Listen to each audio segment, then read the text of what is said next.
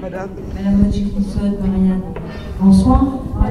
Voilà, donc ça va être très très dur hein, parce que je suis passée par la tapétamine, c'est compliqué. Donc moi je représente le mythe de mon psychiatre. Quoi Voilà, sur ma journée. Et bon, je vais essayer de passer la parole et puis éventuellement de la prendre de temps en temps sur les questions de santé et numérique. Voilà, le débat en fait, il n'y a pas de, on se formalise pas. Chacun réagit comme il veut réagir, avec ses mots. Il n'y a pas de sachant et d'élèves. Chacun dit ce qu'il pense. Et donc là, il y a la deuxième personne qui va se présenter. Alors, bonsoir, moi c'est Sandrine Rousseau et la place du mythe de l'anthropologue ce soir. Et sur les questions de santé. Je suis très sénateur de ce qu'on va dire. On prend 5 minutes après pour. Je vais ranger un peu là. Comme inquiétude, comme espoir. Alors, qui c'est qui a une question pour commencer? Ou un mythe à partager. Ouais. Les idées reçues sur. Donc, je sais qu'il y a des médecins, il y a une petite blague qui dit que souvent, le médecin dit « Je suis la main de Dieu ». Et le chirurgien, merci.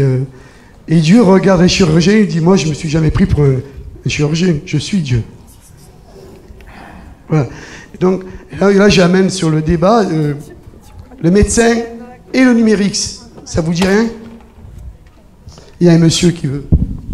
C'est vous qui répondez, moi j'arrête là. Bonsoir Nicolas, moi je travaille dans le périscolaire. Peut-être pour lancer un thème, c'est éducation et numérique. Quand j'étais jeune, il y a un certain temps, on avait beaucoup de temps, donc il y avait quand même la télé, mais c'est vrai, mais il y avait des livres, on sortait. Et je me pose la question, des petits aujourd'hui, combien de temps ils passent avec les objets numériques et qu'est-ce que ça leur apporte? Ça lance le débat. Y a-t-il des spécialistes des petits dans le... Numérique et éducation, enfin numérique et les enfants. Ouais. Donc c'est vrai que hier on en a...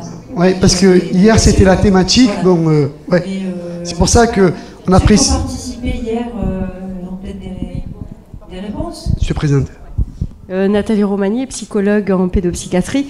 Donc en fait, oui, le numérique a des conséquences en fait sur les enfants.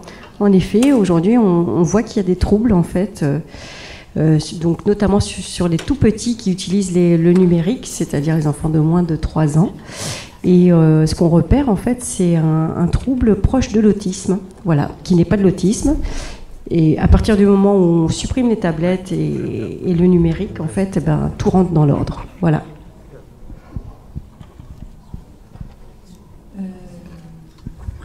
À l'inverse, il y a quand même aussi des tas de choses qui sont décrites et qui ressortent d'études qui démontrent aussi que certains jeux vidéo peuvent développer des compétences de la créativité, de l'accélération des réflexes.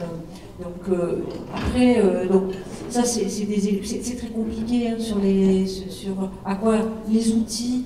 Il y a des outils parce qu'on sait que lorsque c'est un outil interactif, tout ce qui est interactif, y compris à travers une tablette ou un outil numérique, ça fait pousser les neurones. Donc après c'est la passivité et puis c'est la durée de ce qu'on utilise. Mais l'interactivité, quel que soit le support de l'interactivité, va développer certaines zones. Ce qu'il ne faut pas oublier de dire en fait, hein, c'est le groupe Pas de zéro de conduite, les tablettes et les téléphones pas avant 6 ans.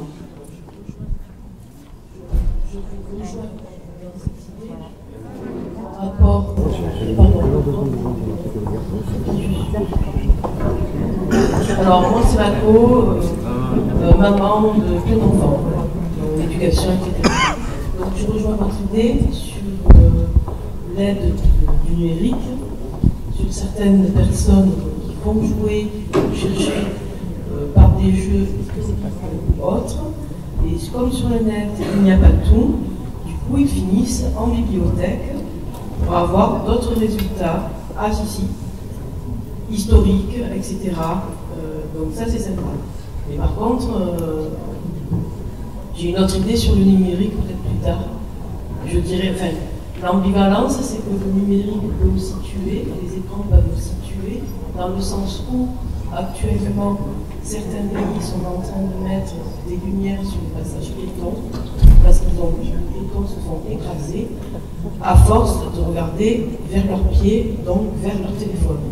On est passé de l'homo néandertal, l'homo erectus, à l'homo panchus téléphonus.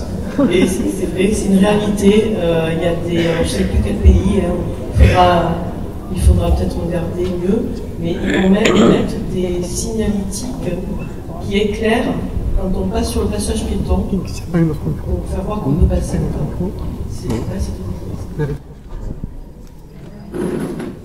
Oui, bonjour tout le monde, je m'appelle Frida. Ce que je voulais dire, c'est que là, vous parlez des enfants qui sont dans le jeu. Moi, je parle d'un adulte, de mon fils, qui a quand même 32 ans. Il est ce qu'on appelle addiction. C'est un enfant qui est très gentil, compréhensif, mais depuis qu'il a connu ça, je reconnais que moi, je lui ai acheté l'ordinateur avec à ma sueur, beaucoup de ménage. Évidemment, je lui ai acheté un ordinateur à 12 ans. Il s'est mis dans le jeu. Il a commencé à oublier un peu les écoles, tout ça. Et là, à 32 ans, la première des choses qu'il fait en France, c'est d'aller sur le jeu. Alors, qu'on ne vienne pas me dire que c'est intéressant, ça peut être intéressant, étant donné que les premiers jeux, je ne parle pas des jeux actuels avec comment massacrer, comment tuer, comment prendre une arme. Ça, vous savez, hein, ils n'ont qu'à les mettre l'armée, ils apprendront ça. Je parle de ce qui est addiction forte, c'est-à-dire que l'enfant qui rentre de l'école, ou un adulte qui rentre de l'école, ou dernièrement un adulte qui a secoué son bébé et qui en est mort parce qu'il a dérangé pendant les jeux. Alors qu'on ne vienne pas me dire qu'il y a des choses intéressantes.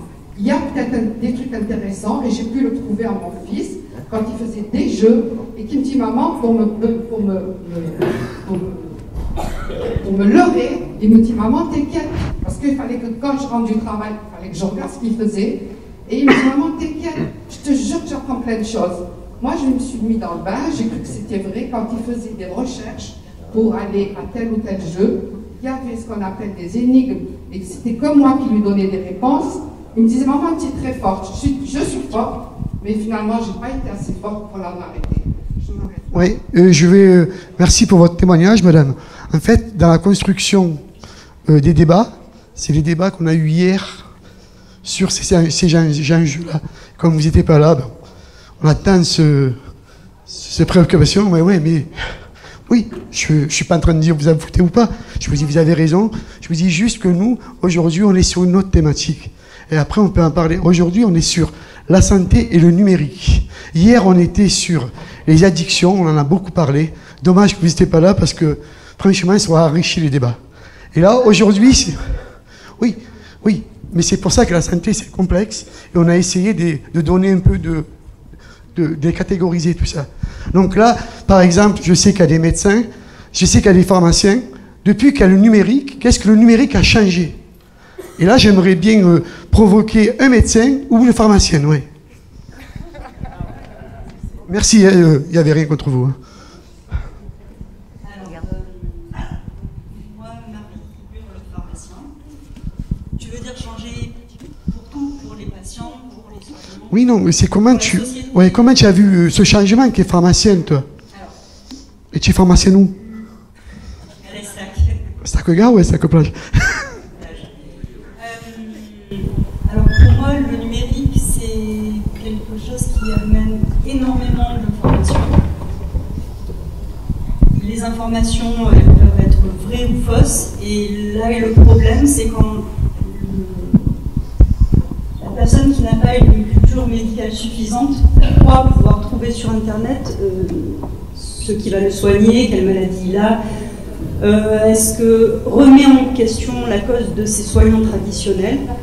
Ça, c'est une problématique. Alors, tout dépend du niveau de confiance qu'on a établi avec le patient avant. Et ça peut être très enrichissant parce qu'on n'a qu'un petit cerveau, on peut avoir négligé telle ou telle information qui peut être soumise par le patient en disant « mais moi j'ai lu que ». Et c'est à nous après, donc ça peut aussi enrichir le lien en recadrant les choses et en lui disant bah oui, vous avez raison, on aurait pu y penser, on va explorer ça, ou bien au contraire, non, pas du tout, c'est complètement hors jeu.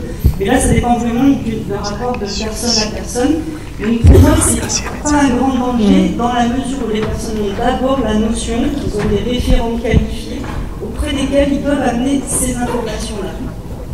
Et pas s'imaginer qu'ils peuvent devenir docteurs ou pharmaciens.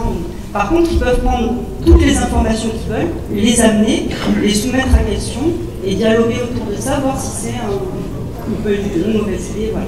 Tant que ça reste comme ça, ça va. Par contre, le problème que j'ai, c'est quand les personnes arrivent et me disent « je veux ça parce que ça va soigner ça », je sais que c'est faux. C'est le principe de toute façon. Avant le numérique, il y avait les pubs à la télé. Le comprimé qui fait perdre 10 kilos en l'avalant et continuant à pas bouger, manger pareil, etc. C'est faux. Et pire, si ça marche, c'est qu'il est dangereux.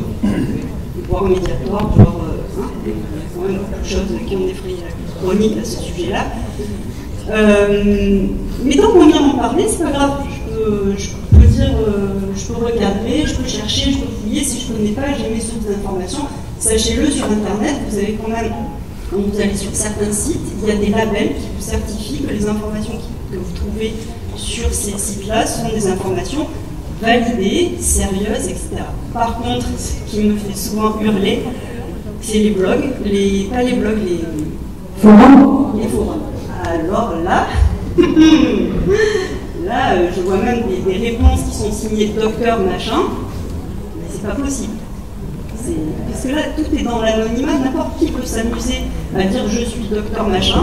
Et sachez-le aussi, les laboratoires qui utilisent énormément Internet pour vendre d'abord et avant tout, c'est tout ce qui les intéresse pour certains types de laboratoires, se font passer pour des patients, des utilisateurs de produits, pondent des textes et disent moi j'ai essayé, c'était super, et il y a plein de gens qui travaillent uniquement pour diffuser ce type d'infos. Alors, Fatih veut parler, Françoise. Oui. Alors moi, en tant que patient, j'ai un problème depuis 15 ans. Mon problème, c'est l'accès aux médecins, aux laboratoires. Tout passe désormais par des plateformes, Doctolib par exemple. Pour l'instant, on peut aller la voir, la pharmacienne. Mais c'est peut-être la dernière qu'on voit encore. Pour prendre rendez-vous, vous êtes obligé de passer par Internet. On ne vous dit pas de téléphone. Le rapport avec le médecin a complètement changé. Même les analyses, on ne vous les commande plus quand on va voir le laboratoire. Vous pouvez directement aller les télécharger. Donc le rapport même à la médecine, aux médecins et à ce corps-là a complètement changé. Il y a la dimension économique, mais aussi la dimension du rapport social.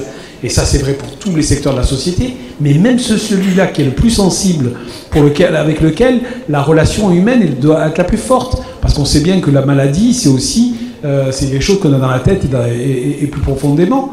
Donc je pense aussi que c'est une tendance, et que cette tendance est un petit peu dangereuse, parce que là, je ne parle pas des soins par téléphone, pour l'instant, mais ça commence à se développer. Alors là, il y a un médecin qui est à côté de moi, je vais lui passer la parole. Merci. Dans le prolongement de ce que vous... Oui, Françoise et moi, médecin généraliste. Dans le prolongement de ce que vous venez de dire, moi je dirais qu'il y a un peu de tout. Donc moi j'ai des patients qui viennent à ma consultation, ils ont toujours leurs résultats biologiques parce que justement c'est sur leur téléphone portable et qu'avant ils les oubliaient. Et que je vais les commenter avec eux, je vais les noter et je vais les commenter avec eux. Donc il y a encore, c'est pas obligé que ça supprime toute relation. Ça peut enrichir. Il y a des patients qui viennent et qui ont vu ou lu tout un tas de formations que moi je trouve fausses. Mais comme ils en parlent en consultation, on peut en parler aussi. On peut se revoir les choses. Puis il y a plein d'applications en fait sur leur téléphone. Quand j'interroge une jeune femme qui est peut-être enceinte et que je lui demande la date de ses dernières règles, elle a toujours une application, mais toutes. Ils ont toute une application sur le portable. Quand je demande à mon propre fils s'il a bien dormi, il regarde son portable pour voir l'enregistrement de son sommeil. Il me dit plus, je me suis couché tôt, j'ai bien dormi, je me suis réveillée en forme. Pas du tout, il va regarder les détails. Il y a un tas de gens en ce genre d'application. Il y en a qui sont utiles pour suivre le diabète, pour se rappeler qu'il faut prendre le médicament, qu'il faut prendre la pilule. Il y a des applications qui sont utiles. Ce qu'il faut, c'est qu'on garde autour de ça la relation à un professionnel, accès ça qui peut être référent. Alors, on me fait remarquer que le temps passe. Pour les applications, je crois, Sandrine, que tu avais un petit peu quelques chiffres sur le nombre d'applications qui existent. Effectivement, les applications dans le domaine de la santé, c'est assez énorme. Je vais vous trouver le chiffre 325 000 applications mobiles en santé dans le monde. 325 000 Oui, ça a doublé en 2 ans, dont 10 000 relatives uniquement à la santé mentale.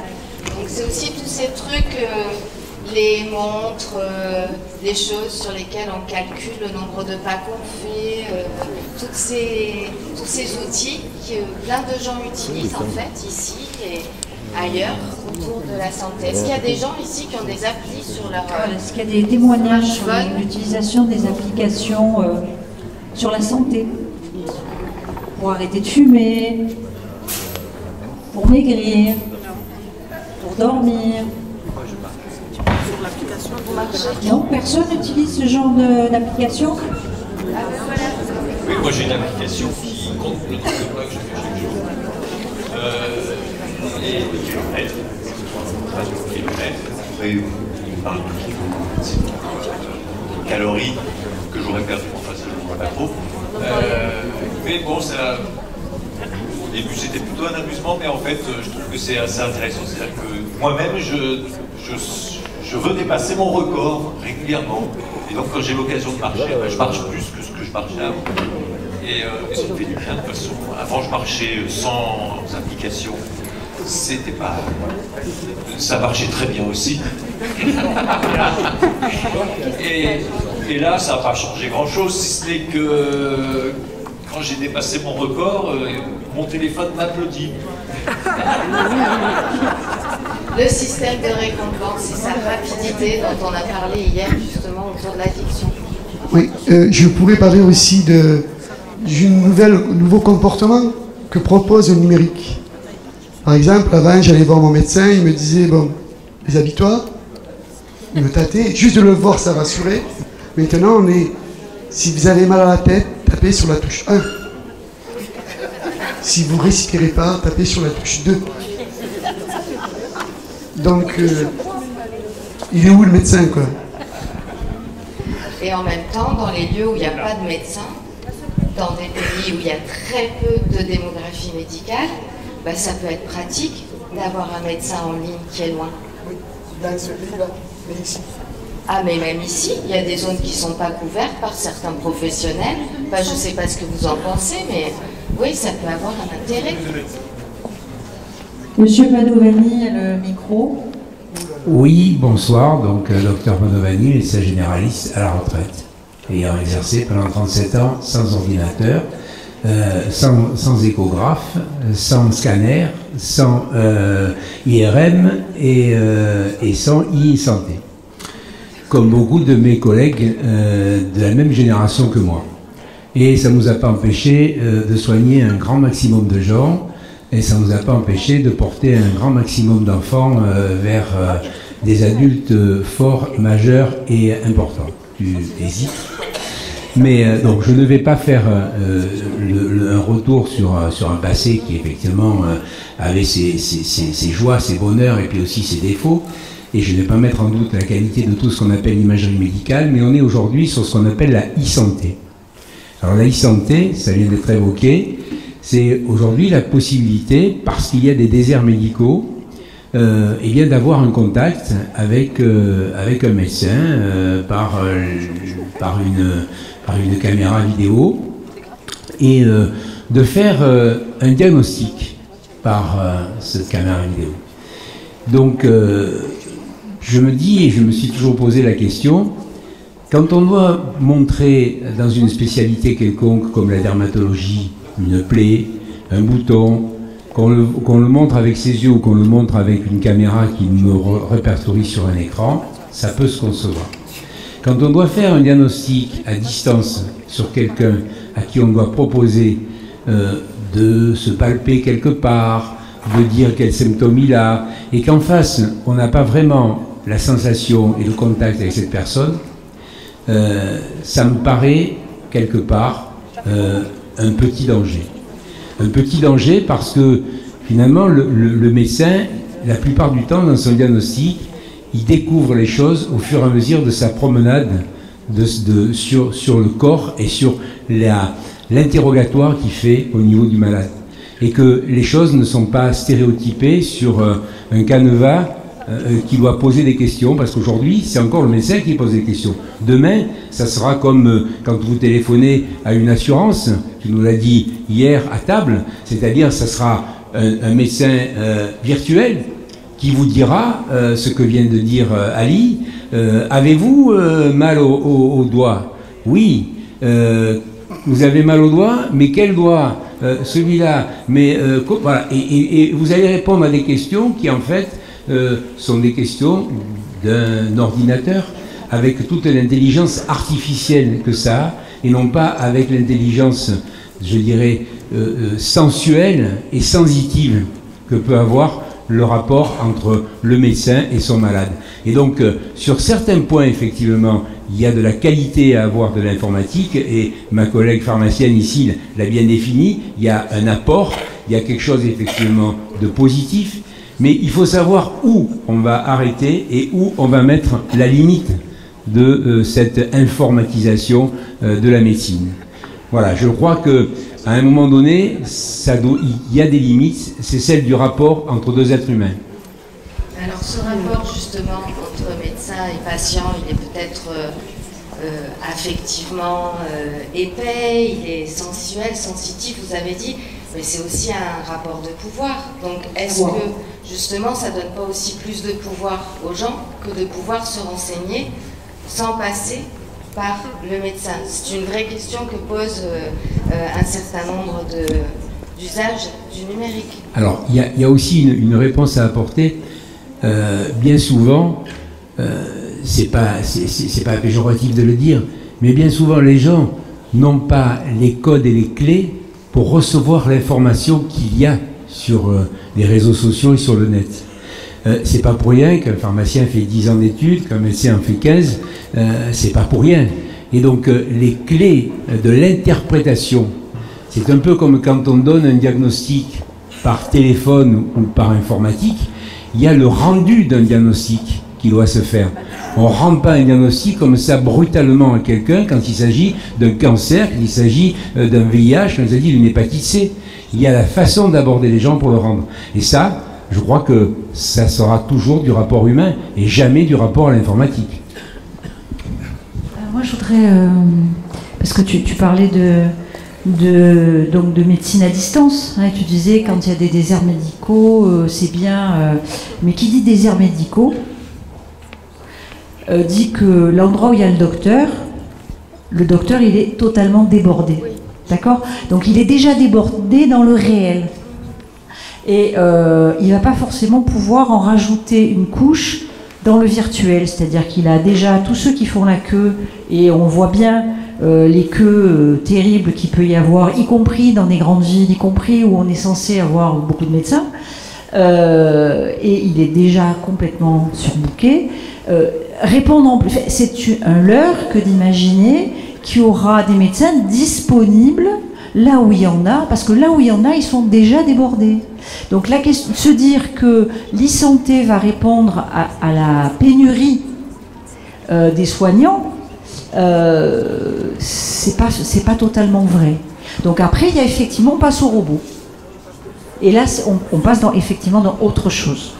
La question du robot, et on en parlait il n'y a pas très longtemps, il y a un monsieur qui était tout à l'heure et avec qui on discutait de la question du diagnostic assisté par ordinateur, que ce soit un diagnostic médical ou un diagnostic pointu professionnel, et que l'ordinateur a des capacités diagnostiques, il y a des études qui l'ont montré, assez faibles en fin de compte, parce que justement le facteur humain lui échappe. Donc je vous renvoie à l'Odyssée 2001, l'Odyssée de l'espace, à des tas d'écrits, de films là-dessus. L'ordinateur reste quand même assez limité, l'ordinateur au sens robotique, limité dans ses possibilités diagnostiques, notamment quand il s'agit d'humains. Alors on peut faire l'avocat du diable par rapport à cet argument, parce que par exemple, on peut dire aussi qu'un médecin qui ne rencontre quelqu'un que dans son cabinet, qui ignore tout de sa vie familiale, de son contexte social, de son travail, de ce qu'il vit, est-ce qu'il a autant de compétences diagnostiques que des algorithmes qui gèrent tout un tas d'informations? Et donc moi je me fais encore l'avocat du diable et du diable, tu vois. J'ai plus du tout, j'ai perdu le fil. Justement, là on est en train de faire voir deux modèles de pratique. Un qui est traditionnel, l'autre qui est hyper intelligent parce qu'il est le recoupement de tant de données, et en même temps il fait voir aussi deux approches, une approche hors sol qui traverse justement, très transversale, n'importe qui peut soigner n'importe qui, et une approche de proximité. Et moi je reviens sur des bases très simples. La médecine, la première chose, comme les anciens le connaissent, dès que tu vois le médecin, la première chose qui te guérit, c'est quand il te serre la main, il te touche sur l'épaule. Alors, il y a un message qui est devenu viral, parce que moi je suis geek, qui est devenu viral sur Facebook aujourd'hui, depuis hier. C'est un médecin de la Salpêtrière qui témoigne juste de ce que c'est que ces conditions de travail dans les urgences d'un grand hôpital aujourd'hui.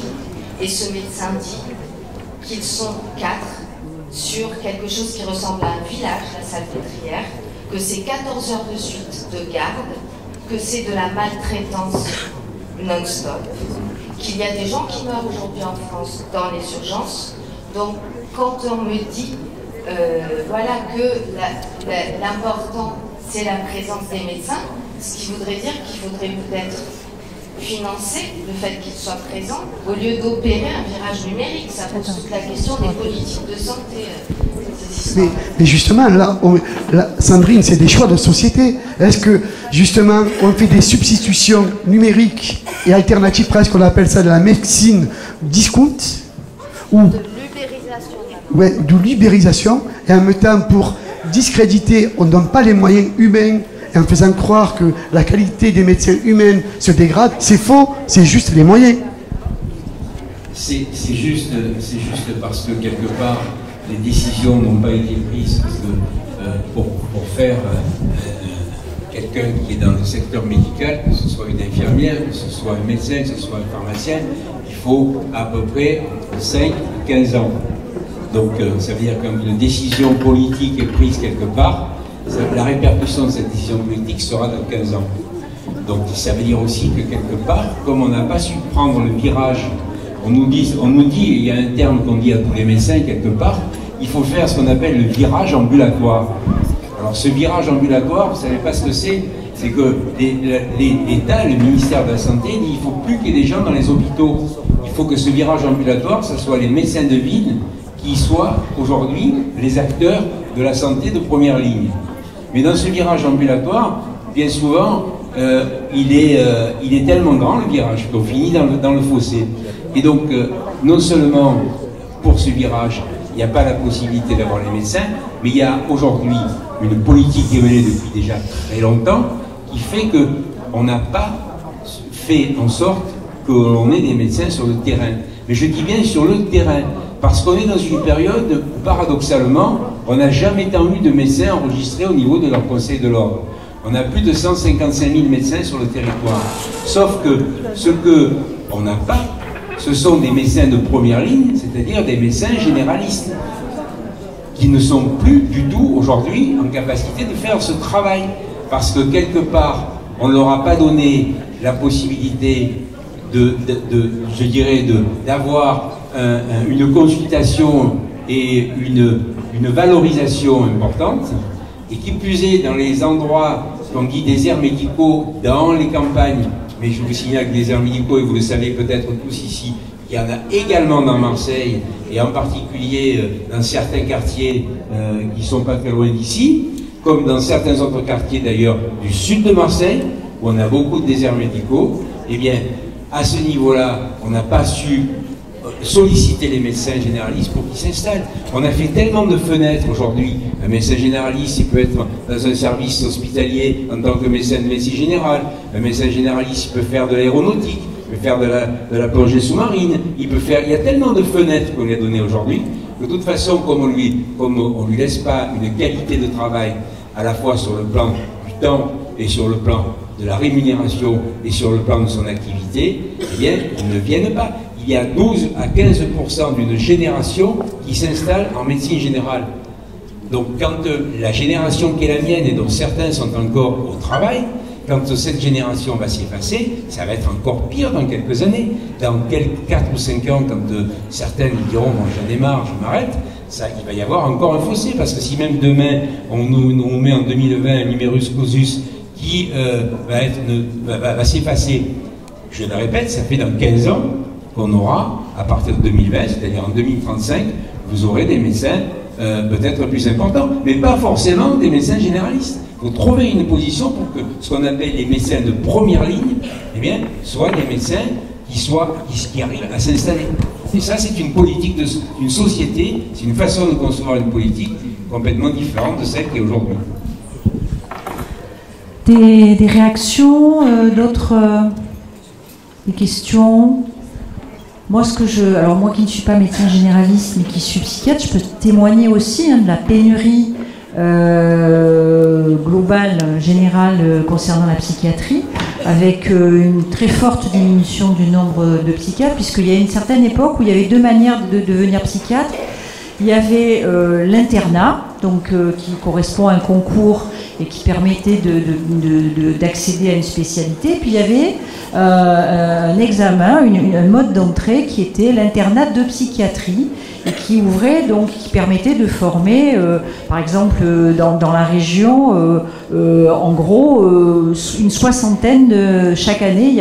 On fabriquait à peu près une soixantaine de psychiatres dans la région. Et puis il y a eu une disparition de l'internat de psychiatrie, comme il y a eu aussi la disparition du diplôme d'infirmier psychiatrique, à peu près dans les mêmes années, dans les années 80. Et donc à partir de là, le nombre de psychiatres formés est passé donc d'une soixantaine par an à 12. Donc il y a eu comme ça une cassure dans la fabrique de la spécialité. Et donc il y a quelques années, ils se sont dit, ah, mince, c'est embêtant parce qu'il y a la courbe des âges, tous ces gens qui étaient formés, ils partent à la retraite bientôt, et dans 5 ans, etc. Il faudrait commencer à en former. Donc on est passé à 20. On est passé de 12 à 20.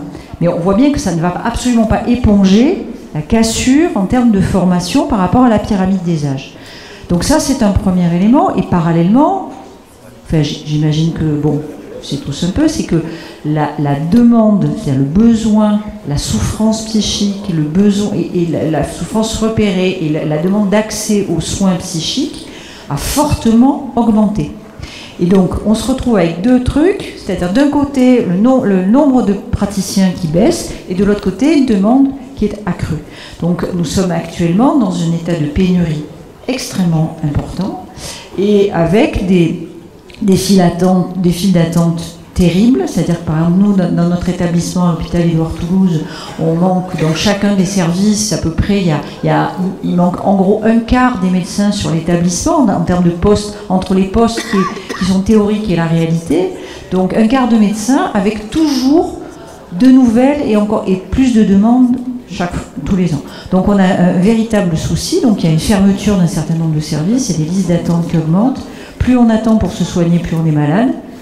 Voilà, ça va de soi. Et donc, en fait, on se transforme en pompier. On passe notre temps à faire les pompiers sur des situations catastrophiques parce qu'on n'a pas pu faire de la... Alors, La prévention, même pas, je vous en parle. Quand on est vraiment même, et donc on n'arrive plus à faire de l'intervention précoce. Il y a longtemps qu'on fait plus de prévention, et donc on est dans coller des rustines et faire les pompiers du matin au soir. Et maintenant, on nous de travailler dans 3 endroits différents. C'est-à-dire moi, le matin, je suis à tel endroit, l'après-midi, je suis à tel autre, et je suis au téléphone avec un 3e. Voilà comment ça se passe. Et je vois en moyenne quelqu'un tous les quarts d'heure. C'est n'importe quoi, parce que je suis un service public et qu'on m'explique que j'ai pas le droit de refuser. Ouais, je comprends bien votre... Moi-même, j'étais instituteur et ainsi de suite. Hein, voilà. Mais il arrive un moment, en tant que citoyen, on peut se poser quand même des... Je me posais la question, à quoi sert un médecin? À soigner, à guérir, à aider Et alors, je ne vous parle même pas au niveau des déviances, enfin pas des déviances, mais des problèmes psychotiques et ainsi de suite, parce que je me suis trouvé face à des enfants qui me posaient la question, mais pourquoi je suis comme ça, moi? Enfin, voilà, je veux pas... Juste pour compléter, on a dit tout à l'heure modèle de société, effectivement. La médecine, c'est aussi aujourd'hui la marchandisation, comme pour le reste. Et c'est aussi au niveau international, ce qui se joue, c'est la mondialisation qui a aussi continué. Donc l'informatique et le numérique sert exactement la même chose. Les premiers sur le numérique, certes, c'est les charlatans, mais c'est surtout les laboratoires. Et donc ne nous trompons pas. Le jour où l'informatique se mettra à nous aider à prendre en charge notre propre santé autrement que ce qu'on voit aujourd'hui. Aujourd'hui, c'est les charlatans, c'est des vendeurs de produits quelconques. Donc la vraie question, c'est au-delà du numérique, c'est quel choix de société on veut faire, comment on peut refuser ces questions de marchandisation, parce que là, c'est plutôt l'État et les collectivités locales qui l'organisent. Pour connaître le conseil régional, il travaille aujourd'hui sur la programmation de lits santé avec des cabinets dans lesquels il n'y aura pas de médecin, dans lesquels on pourra y aller, et du coup on ne verra plus de médecin. Donc, et en plus on pourra payer directement, puisque des machines risquent d'être mises en place par les laboratoires eux-mêmes, et dans lequel il y a déjà la carte. Oui, je la fais très court. Juste pour compléter ce que tu viens de dire, Fatih, c'est que n'oublions pas aussi que quelque part, c'est une façon assez gratuite pour l'ensemble des grandes boîtes d'informatique de récupérer ce qu'on appelle du big data.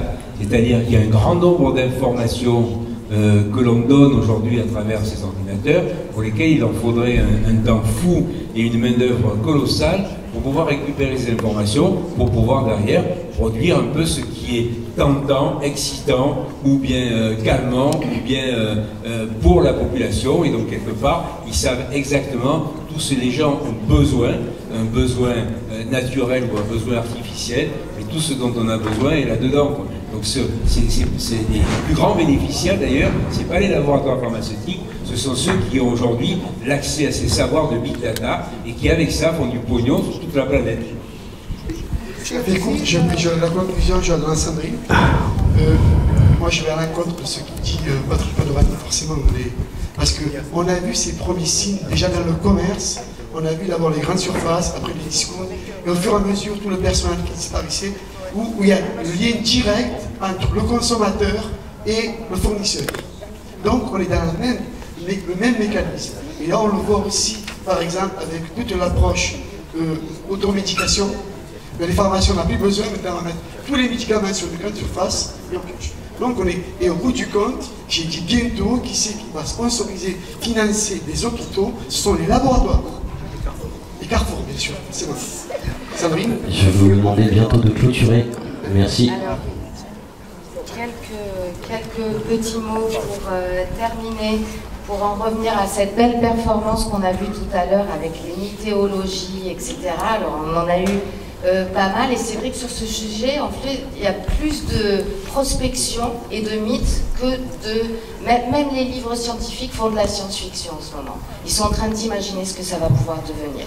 Donc en fait, personne ne sait très bien, parce qu'on est à un moment vraiment particulier, et dans justement ces mythes qui se créent, il y a celui, c'est étonnant que ça ait commencé par une question sur la transmission, comment on transmet aux enfants. Hein, la première question, c'était ça, autour des petits.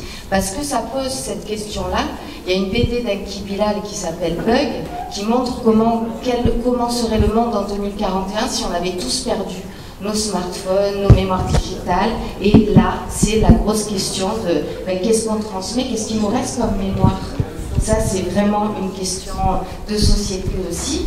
Et puis, c'est quand même une grosse priorité de santé publique, ce virage numérique, et on voit bien que personne ne sait tout à fait ce dont il s'agit, de quoi on parle. On utilise des mots sans savoir tout à fait ce qu'ils veulent dire, et on a évoqué les enjeux économiques, les questions politiques et de société, et on termine sur l'immense question de ces données de santé, à qui elles vont être. On les garde sur sa montre, qui les récupère? Les big pharma, comment ça va se passer tout ça, à qui ça va appartenir?